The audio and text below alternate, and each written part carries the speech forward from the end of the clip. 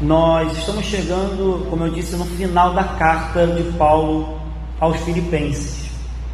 E como final de carta, Paulo vai fazer um apanhado geral, vai tratar de alguns assuntos que ele já tratou, vai apenas lembrar, e vai fazer algumas exortações, vai fazer alguns elogios. É um final de carta. Ele vai resumir algumas coisas, lembrar outras, e vai encerrar essa carta para uma igreja que ele fundou, a igreja que ele plantou, a igreja de Filipos. Hoje a gente vai ficar num trecho bem pequenininho, vou tentar ser breve, mas vamos ler versículo 1. Paulo diz assim, portanto, meus irmãos, amados e muito saudosos, minha alegria e coroa, sim, amados, permanecei deste modo, firmes no Senhor. Vamos parar aqui, depois eu vou seguir. Como eu disse e venho dizendo todo domingo quase, a igreja de Filipos era uma igreja que Paulo amava muito, porque ele plantou essa igreja, ele fundou essa igreja, ele começou essa igreja do zero, por meio da pregação e da evangelização. Acho que hoje nós não temos, com exceção de Leila, da diaconisa Leila, que talvez não deve lembrar, mas talvez hoje aqui a gente não tenha ninguém que lembre como o trabalho da igreja congregacional começou em Andorinhas. Deve ser muito gratificante, deve ser muito emocionante você lembrar de coisas ou falar com irmãos que começaram essa igreja, que lembram da igrejinha pequenininha que ficava aqui na esquina, que não era essa, que foi demolida. Por isso que quando a gente vai no Nilson Braga, e alguns irmãos esse ano tiveram a participação na obra, Edinaldo e Paulo trabalharam na obra, eu digo que também é muito gratificante trabalhar na obra, porque daqui 30, 40, se Deus der 50 anos a vocês vão poder entrar na internet ou visitar Campos do Jordão e falar: eu participei da construção dessa igreja, cavei buraco nessa igreja, levantei essa parede. Então deve ser muito gratificante. E o apóstolo Paulo está fazendo isso, ele está terminando de escrever uma carta para uma igreja que ele amava. Você vê quanto ele amava, olha quanto elogio ele faz num versículo só. Ele diz: meus irmãos, chama de irmão, amados, muito saudosos, alegria, coroa. Ele diz de novo, amados. Aí ele vem dar um conselho: permanecei deste modo firmes no Senhor. Então Paulo era um pastor que amava a igreja. Paulo era um pastor que valorizava aquilo que a gente chama de família de Cristo Jesus. Paulo é um pastor que entendia que ele apenas cuidava de ovelhas que não eram suas, são de Deus e do sangue de Jesus conquistado na cruz do Calvário. Então Paulo não tinha vergonha de demonstrar amor, de demonstrar carinho, mas Paulo também era um pastor prudente. Você vê que ele começa o último capítulo da sua carta elogiando, tecendo alegria, dizendo: vocês são minha coroa, minha alegria, vocês são amados, vocês são queridos. Mas aí, como um pastor amoroso, mas também prudente, porque é aquilo que a gente sempre fala, queridos: amor e prudência andam junto, amor e vigilância andam junto, amor e disciplina andam junto, porque um amor cego não é amor. Então Paulo era um pastor que amava, sim, era um pastor que reconhecia como essa igreja era importante, mas toda oportunidade que Paulo tinha de dar um conselho, de dar uma exortação, de dar um puxãozinho de orelha, de falar: cuidado, toma conta, vai por aqui, não vai, Paulo fazia. Não pode ser diferente na relação que eu tenho com vocês. Por isso, todo domingo, sempre que Deus me dá uma oportunidade de falar sobre pecado, sobre cuidado, que o inferno é real, você por aí, a gente vai se dar mal, esse caminho não convém ao crente, essa atitude não convém ao crente, a gente deve fazer, porque não dá para viver só de amor, irmão, não dá, a gente tem que vir e mexe a parar algumas arestas. Então Paulo diz: olha, vocês são maravilhosos, meus amados, minha coroa, minha alegria, mas, porém, permanecei deste modo firmes no Senhor.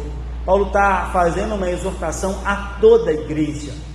Talvez alguns, como eu já comentei aqui na igreja, poderiam dizer: de novo isso, Paulo? Pô, já falou que a gente é cidadão do céu, que a gente tem que ficar firme, que a gente tem que se acautelar dos maus obreiros, que a gente tem que tomar cuidado com os cães. Já falou. De novo, Paulo, eu já sei tudo o que você está falando, Paulo.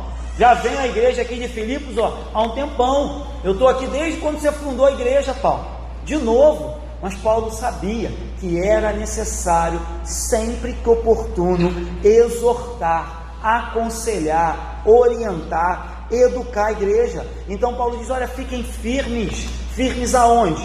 Firmes em mim, na minha doutrina, na igreja de Filipos, porque sim, os irmãos poderiam trocar de igreja, caso quisessem, caso assim entendesse, olha, acabou meu tempo aqui na igreja de Andorinhas, vou trocar de igreja, tudo bem, mas Paulo diz, fiquem firmes no Senhor. E aí, eu já queria desde já fazer um link, com o que a gente pregou de manhã e te perguntar, como anda a sua firmeza? Como anda a sua certeza? Como anda a sua convicção acerca do Evangelho? Aonde você está alicerçado?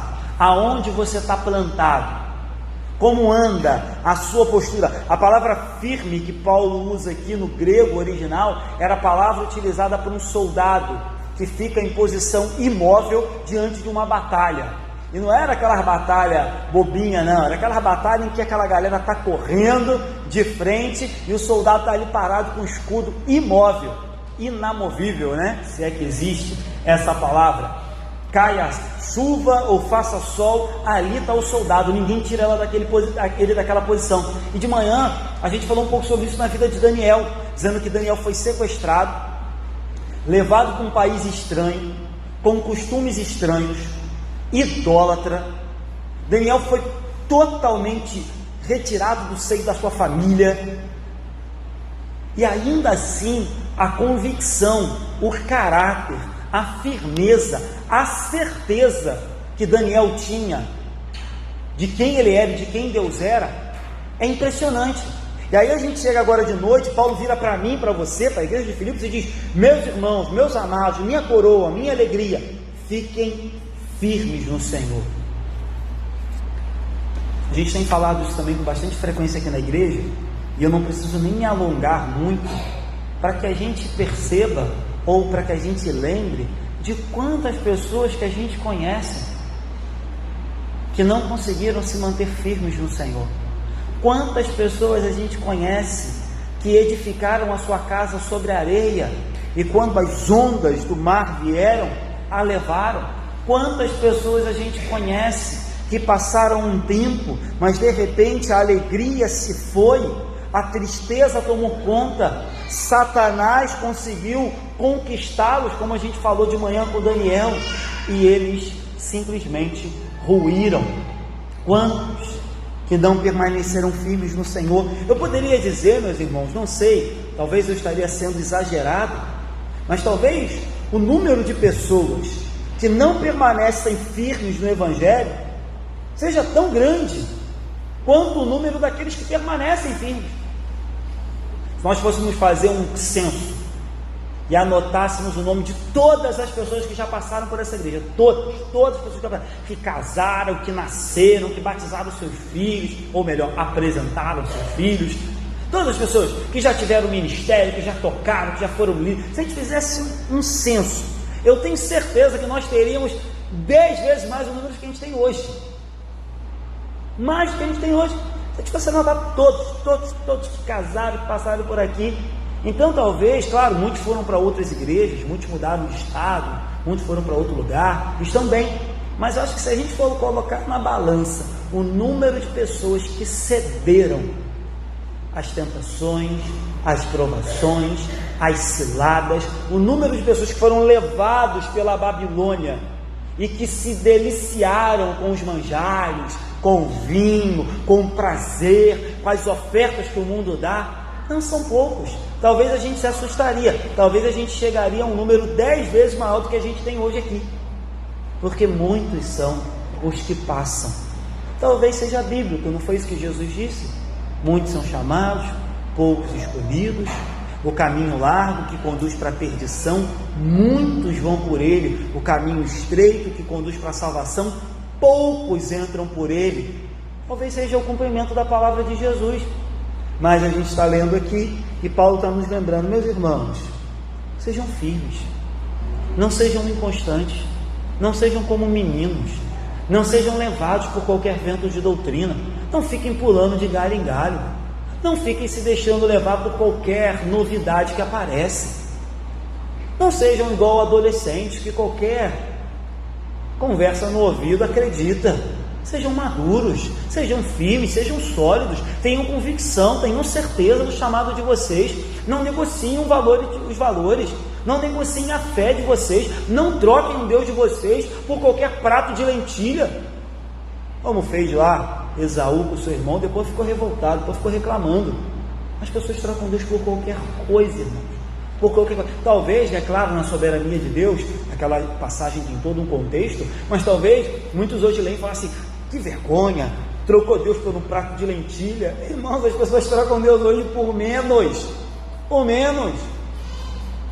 A gente olha e fica assustado com o que Esaú fez, mas às vezes, se não vigiarmos, fazemos igualzinho. Então Paulo diz: fiquem firmes, parem de dar atenção para bobagem. Ele já falou aqui dos falsos mestres, ele já falou dos inimigos da cruz. Parem de dar ideia para picuinha que acontece dentro da igreja. Ele vai falar aqui de umas picuinhas. Eu já venho falando desde quando a gente começou a ler a carta, que estava acontecendo problema externo, que eram hereges, enganadores, mentirosos, tentando invadir a igreja, mas também tinha gente dentro da igreja arrumando treta, arrumando problema, arrumando sarna para se coçar. Então Paulo dizendo: fiquem firmes, parem de dar ouvido para essas coisas, parem de se deixar levar, fiquem firmes. Vamos ler o 2 e o 3 para ver um pouco mais. Paulo diz assim: rogo a Evódia, é uma senhora, e rogo a Sintique, uma outra senhora, pensem concordemente no Senhor.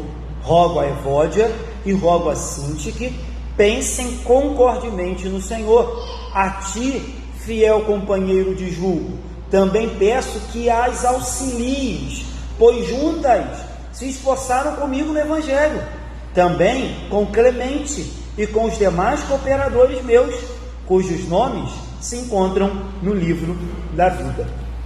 Vamos parar aqui. Depois de fazer uma carinhosa apresentação, depois de chamar esses irmãos de amados 2 vezes, minha alegria, minha coroa, Paulo agora toca numa ferida. Depois de falar para toda a igreja: fiquem firmes, parem de dar ouvido para a bobagem de fora, parem de dar ouvido para a picuinha interna, Paulo agora vai trazer um exemplo. A externa, como eu disse, ele já disse: cuidado com os inimigos, cuidado com os cães, cuidado com os maus obreiros, cuidado com os hereges. Paulo já falou. Agora Paulo diz: ei, chamem essas 2 irmãs que estão aí na igreja, que estão brigando. Eu quero rogar. Olha que coisa interessante. A gente está falando do apóstolo Paulo. Ele podia mandar, ele tinha autoridade que ninguém hoje tem. Ninguém, pastor nenhum, ninguém que se diz apóstolo tem. Paulo tinha. Ele podia mandar, e ele começa dizendo assim: eu rogo, eu peço, eu suplico. Paulo amava a igreja, ele devia estar chorando, ele devia estar extremamente chateado, ele devia estar extremamente decepcionado, ele devia estar muito preocupado, porque na igreja que ele plantou, a igreja que ele fundou, a igreja que ele amava, tinha 2 irmãs de picuinha. Não eram qualquer irmãs.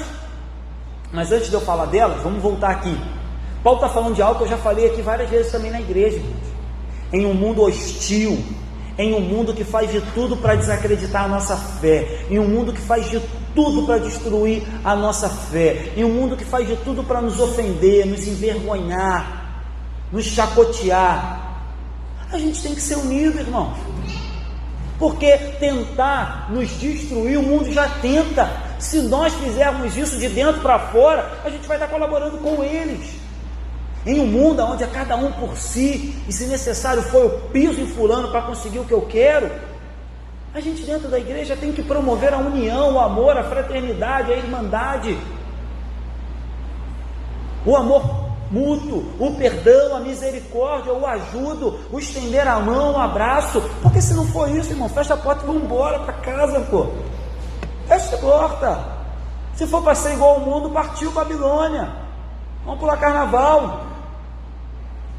Alguma coisa tem que nos diferenciar. Aí Paulo diz: minhas irmãs, eu rogo por amor a Cristo, por amor à igreja, por amor a vocês, eu rogo. Podia mandar, pensem concordemente no Senhor. Bem interessante também, né? Paulo podia dizer, olha, cheguem num acordo, vai ser melhor para vocês, que ia ser mesmo, vai ser melhor para a igreja, ia ser mesmo. Mas Paulo diz, não, pensem de forma cordial, de forma harmônica, de forma igual, no Senhor. Se tem algo que deve unir vocês mais do que qualquer diferença, não, eu sou unido porque eu sou do grupo de louvor, eu sou unido porque eu sou do grupo Davi, mais do que isso, se tem algo que deve fazer com que a gente pense concordemente, é o Senhor, é o sangue que nos une, é o sacrifício dele na cruz, é o amor dele por mim e por você. Se isso não nos une, irmão, não vai ser grupo Davi, ministério de louvor, não vai ser festa da alegria, festa do aipim, não vai ser nada disso que vai unir a gente, não. Não vai ser fazer camisa todo mundo igual, fazer uniforme, as irmãs cantar aqui tudo com a roupinha igual. Nada contra, irmãos, eu acho breve, mas tudo bem, vamos voltar para cá. Não vai ser isso que vai unir ninguém, não vai. Se Jesus não unir, aí Paulo vai com muita calma, com muito amor e diz, meus irmãos, pensem, botem a mão na consciência. Aí Paulo diz assim, vocês lutaram comigo no Evangelho.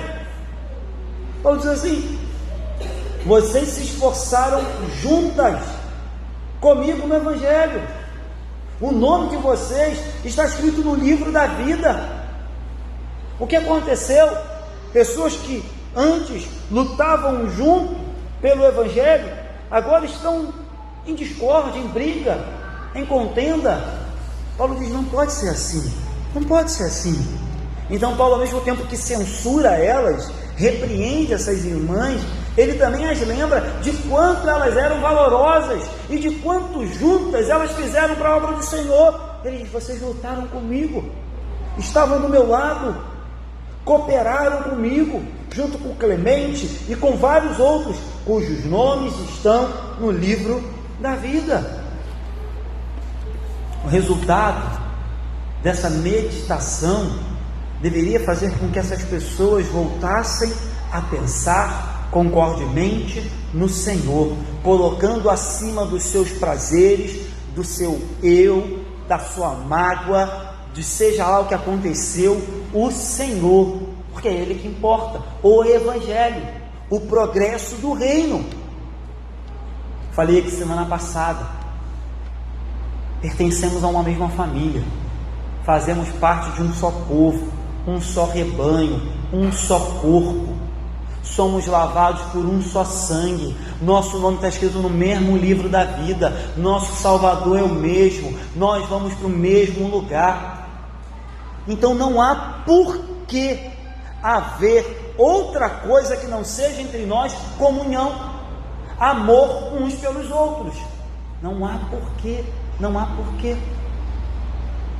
E aí, não sei se foi Sueli ou se foi Vânia que começou orando, falando da alegria da comunhão, Andréia também falou, quando a gente tem, ao meu ver, não que os outros cultos não sejam, mas a maior oportunidade de comunhão, que é a ceia do Senhor, e percebemos que muitos hoje não se fazem presente no maior momento de comunhão da igreja, é sinal de que algo está errado, é sinal de que alguns irmãos estão doentes, é sinal de que algumas pessoas perderam de vista que o mais importante da igreja é a comunhão com Cristo e com os irmãos. Vou falar algo que eu já falei aqui várias vezes, é duro, mas é verdade. Não dá para ter plena comunhão com Deus se você não tem comunhão com aquele que está ao seu lado. Não dá. A comunhão com Deus automaticamente vai nos forçar, vai nos constranger, vai nos inclinar, vai nos mover, vai nos empurrar a ter comunhão com pessoas que a gente nunca viu na vida, abraçar, orar, chorar, sentar do lado, falar, meu irmão, está precisando de alguma coisa, senta aqui que a gente vai orar. Por quê? Porque temos comunhão, em primeiro lugar, com Deus, e Ele muda os nossos corações. Não há comunhão plena com Deus sem comunhão com os irmãos. O amor entre os irmãos é fruto do amor que a gente tem por Deus, nosso Pai.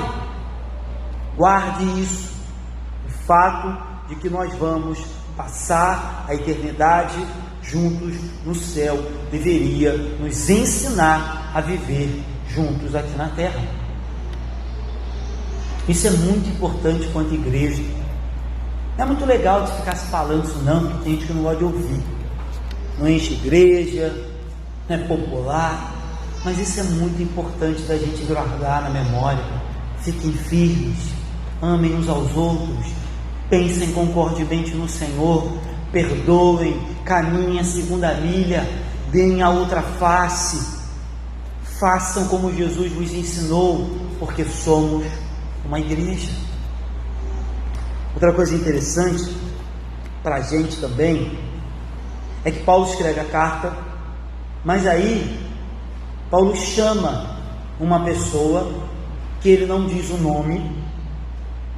Provavelmente essa pessoa devia saber que era ele, porque na hora que a carta fosse lida, ele ia ter que entender que era ele. Paulo chama uma terceira pessoa e diz assim: a ti, fiel companheiro de julgo, também peço que as auxilies. Então presta atenção, essas mulheres precisavam de auxílio. Repreensão? Sim, Paulo está repreendendo. Paulo está falando publicamente, Paulo está escrevendo uma carta para ser lido para todo mundo na igreja, que essa mulher estava errada. Mas aí, ele não para aí, ele diz: ei, fulano, tente apaziguar isso. Fulano, auxilie isso.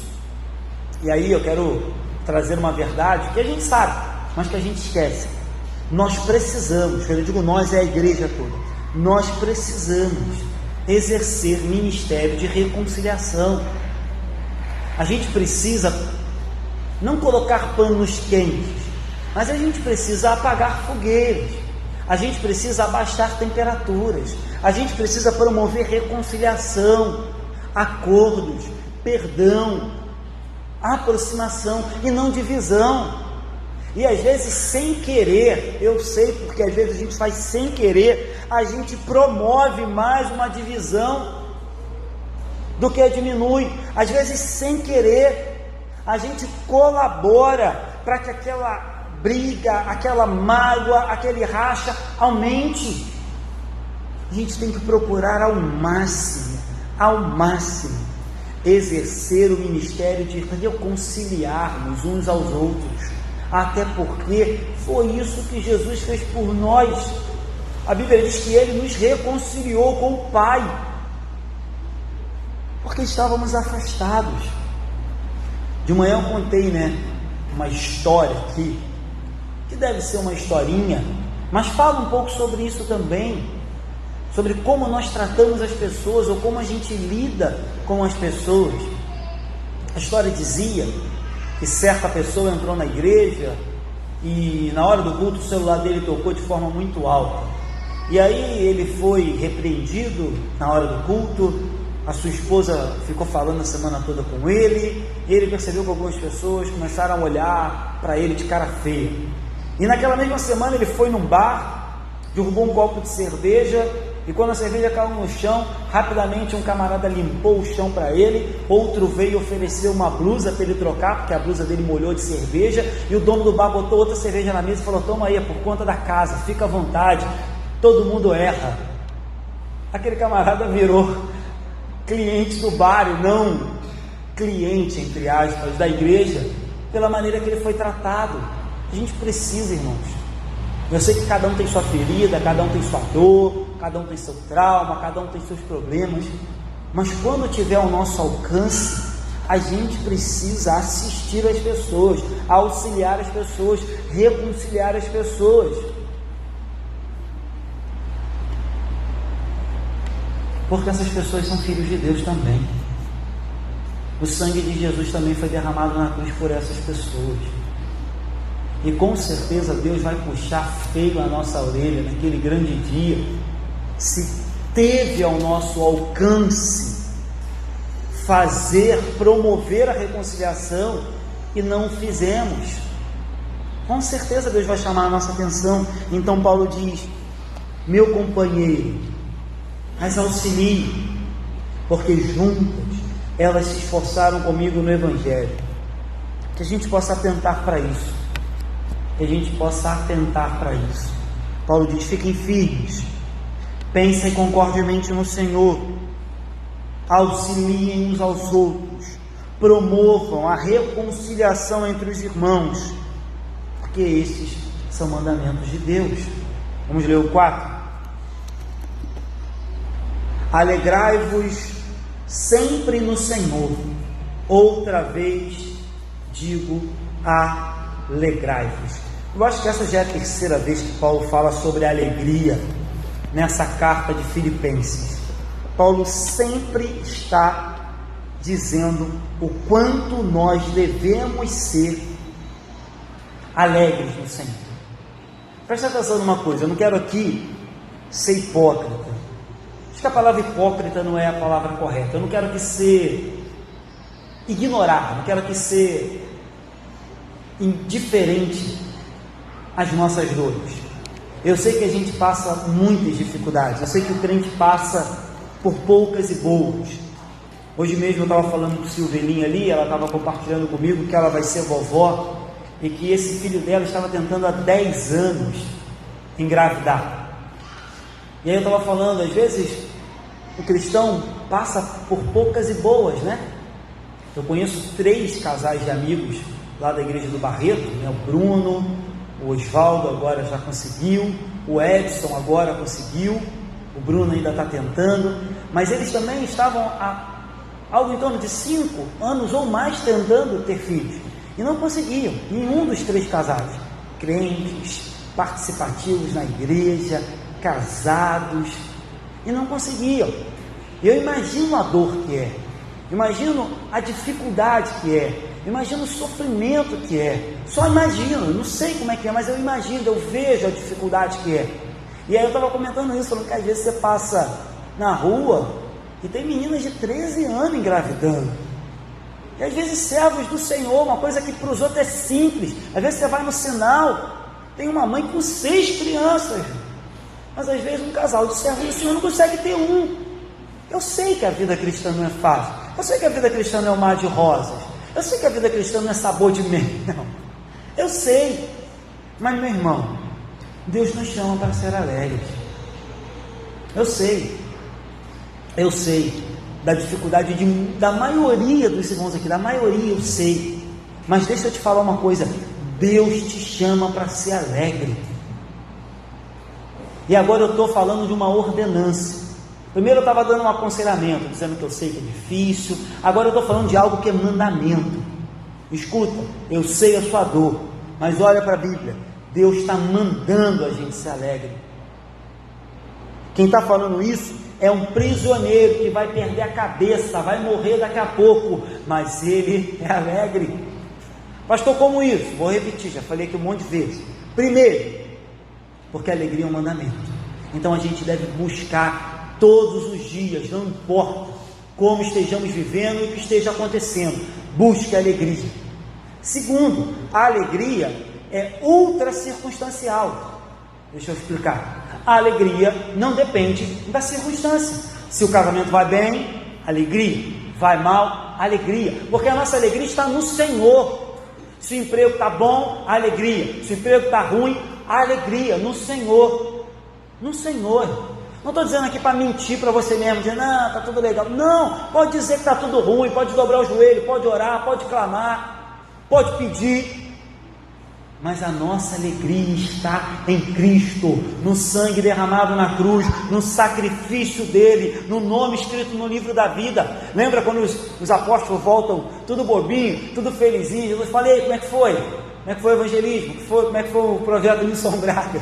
Aí eles falam, aí Jesus, os demônios saíram correndo, quando a gente chegou, a gente expulsou demônio, curou enfermo, fizemos uma bagunça. Aí Jesus vira para os apóstolos e fala, é por isso que vocês estão alegres? Alegrem-se, porque o nome de vocês está escrito no livro da vida. Era uma alegria saudável? Claro que era. Quem não gosta de ver Satanás bater em retirada, almas se convertendo para Jesus? Todo mundo gosta. Mas Jesus quis dizer, não se alegre por isso, porque a alegria não depende das circunstâncias. Se Satanás está batendo em retirada, almas estão se rendendo, fique alegre.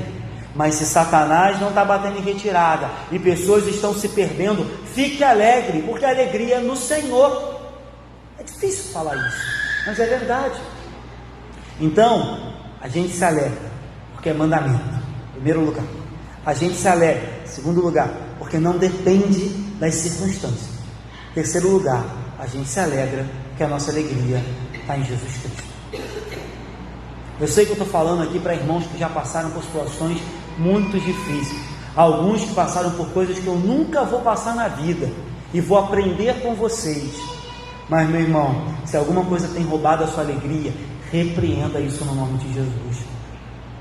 Se alguma coisa tem impedido você de louvar, de cantar, de levantar a mão, de dar glória a Deus, de orar, de agradecer pela sua salvação, repreenda isso em nome de Jesus. Literalmente estou dizendo, é opressão. Claro, tem irmãos que são... Eu tenho sempre que fazer um parêntese, né? Tem irmãos que sofrem, que fazem tratamento, que tomam os remédios, eu sei disso, não estou falando disso, não estou falando dessa esfera. Essa esfera tem que ser cuidada, os irmãos têm que continuar tomando remédio, continuar visitando seus psicólogos, seu psiquiatra, fazendo seu tratamento, mas estou falando da questão espiritual. Uma coisa não pode anular a outra. Na esfera espiritual, irmão, repreenda em nome de Jesus. Não preciso eu e ninguém colocar o nome na sua, a mão na sua cabeça e fazer isso. Você tem o Espírito Santo, seja alegre, é mandamento. É mandamento. Eu sei que é duro falar isso, mas eu não posso deixar essa passagem passar sem dizer isso, porque eu sei que tem irmãos aqui com o coração amargurado, entristecido, magoado, permitindo que Satanás sufoque a alegria da salvação no seu coração. Isso vai virando uma bola de neve, isso vai tomando conta. Daqui a pouco, quando a gente vê, esse irmão foi completamente tomado, porque perdeu a alegria da salvação. A gente vê as crianças correndo e percebe sempre uma alegria no corpo, na face. Podia ser velório aqui, a criança está correndo achando o máximo. E aí a gente lembra que Jesus disse assim: qualquer um que não se transformar como um desses pequeninos não alcançará o reino dos céus. Jesus estava mandando a gente ficar infantil, todo mundo começar a correr igual o Arthur no corredor da igreja? Claro que não. Mas Jesus está dizendo para a gente: sejam alegres como uma criança, confiem no Pai como uma criança confia. Já viu quando o pai está na piscina e fala pula, a criança pula, está nem aí se está fundo, se está raso, porque ela confia naquele que disse pula. É isso que Jesus espera da gente. Seja alegre, confie, pule, se lance, se jogue. Meu irmão, eu não sei mesmo como você chegou aqui. Eu acho que você pode ter chegado aqui perdendo a sua alegria. Eu quero dizer pela última vez: repreenda isso, levante a cabeça e seja alegre no nome de Jesus. Versículo 5 para a gente caminhar para o final. Seja a vossa moderação conhecida de todos os homens, perto está o Senhor. O apóstolo Paulo vai terminar aqui, a gente vai terminar aqui, melhor dizendo, com mais um conselho. Alguns teólogos vão dizer que esse conselho não tem nada a ver com o que ele está falando, mas eu acho que tem a ver. É um novo conselho, mas está ligado. Paulo está falando: sejam firmes. Pois Paulo falou: parem de brigar. Paulo falou anteriormente: não fiquem dando ouvido para bobagem, para heresias, para falsos mestres. Aí Paulo diz: vocês querem mais um conselho para que vocês fiquem firmes, parem de ouvir bobagem, parem de brigar, para que vocês sejam alegres no Senhor? Querem mais um conselho? Sejam moderados, busquem equilíbrio, busquem moderação, busquem satisfação, busquem ter uma vida de moderação. Paulo já disse: olha, cuidado com as pessoas de fora, cuidado com as heresias, cuidado com as brigas de dentro. Mas vocês querem um caminho para ser seguido? Querem um conselho? Sejam temperados, sejam equilibrados, tenham sempre uma palavra temperada com sal, Sejam sempre pessoas flexíveis, amorosas, conciliadores. Talvez se essas irmãs fossem moderadas, não teria chegado ao ponto que chegou. Talvez se a nossa alegria fosse uma alegria moderada, ela não iria embora de tempos em tempos. Talvez se a nossa firmeza em Jesus fosse moderada, constante, nós não balançaríamos quando o vento chega. Então Paulo diz: sejam moderados. Moderado é aquele que entende que os extremos fazem mal, e nós devemos andar no equilíbrio de Jesus, na moderação de Jesus. Uma pessoa equilibrada prefere sofrer o dano do que se vingar. Uma pessoa equilibrada prefere perdoar, mesmo quando sabe que fulano não merece, porque o perdão não é para quem merece, é para quem precisa. Você merecia perdão quando Jesus te deu? Não, nem eu. Eu não merecia perdão, mas eu precisava. Isso é ser moderado. Uma pessoa moderada entende que a moderação ou o domínio próprio é um fruto do Espírito. Ser moderado é, mesmo quando ameaçado, provado, provocado pela sua fé, responder como Jesus. Isso é ser moderado.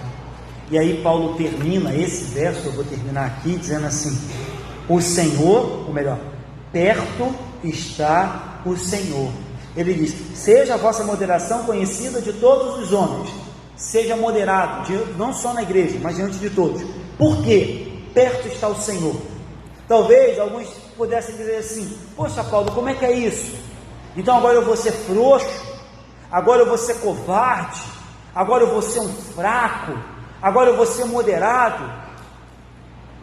Aí Paulo diz: não, a moderação não é porque você é fraco, não é porque você é covarde. A moderação é porque perto está o Senhor, e é Ele que peleja as nossas batalhas. Perto está o Senhor, e é Ele que nos sonda e nos conhece. Perto está o Senhor, e é Ele que se levanta todos os dias para guardar a nossa vida. Perto está o Senhor, e é Ele que sonda o que fazemos e o que não fazemos de errado e de certo. Perto está o Senhor de voltar, e a vitória é nossa, no nome de Jesus. Então Paulo está dizendo: ser moderado não é ser fraco. Ser alegre não é fingir que as coisas estão indo sempre bem. Permanecer firme não é reconhecer que de vez em quando a luta é dura. É entender que perto está o Senhor. Tanto perto no sentido de nos auxiliar todos os dias, quanto perto no sentido de que Ele vem. E quando Ele vier,